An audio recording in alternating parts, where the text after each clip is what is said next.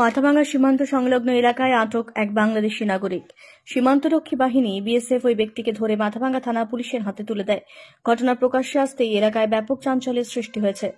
মাথাভাঙ্গার মহকুমা পুলিশ আধিকারিক সমরেন হালদার জানান, আটক ব্যক্তিকে এলাকাটা এলাকায় সন্দেহজনকভাবে ঘোরাফেরা করতে দেখা যায়। বিএসএফ তাকে আটক করে পুলিশের হাতে তুলে দেয়। প্রাথমিকভাবে ধারণা করা হচ্ছে তিনি মানসিক ভারসাম্যহীন। আটক ব্যক্তির পরিচয় এখনো জানা যায়নি। পুলিশ তার নাম পরিচয় জানার চেষ্টা চালাচ্ছে। ইতিমধ্যে তার শারীরিক পরীক্ষার জন্য মাথাভাঙ্গা মহকুমা হাসপাতালে পাঠানো হয়েছে। আটক ব্যক্তির বিরুদ্ধে নির্দিষ্ট ধারায় মামলা রুজু করা হয়েছে। পাশাপাশি তিনি বাংলাদেশ থেকে কিভাবে ভারতে প্রবেশ করেছেন তা খতিয়ে দেখছে পুলিশ। এই ঘটনার পর সীমান্ত এলাকায় নিরাপত্তা ব্যবস্থা আরো জোরদার করা হয়েছে। স্থানীয় বাসিন্দাদের মধ্যেও বিষয়টি নিয়ে ব্যাপক চর্চা চলছে।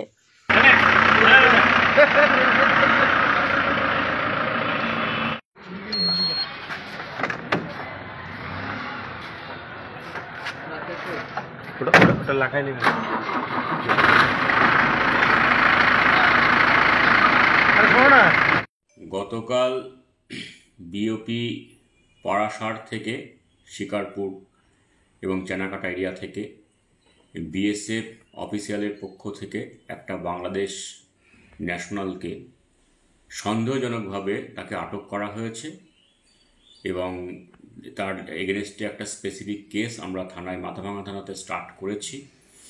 কিন্তু প্রাথমিক তদন্তে দেখা যাচ্ছে যে বাংলাদেশিকে ধরা হয়েছে তিনি মেন্টালি রিটার্ড আছেন এবং তার জন্য আমরা মেডিকেল চেক আপের জন্য পাঠানো হয়েছে। মেডিকেল চেক আপ যে এক্সামিনেশনের রিপোর্ট পাওয়ার পরে পরবর্তী আমাদের পদক্ষেপ নেওয়া হবে।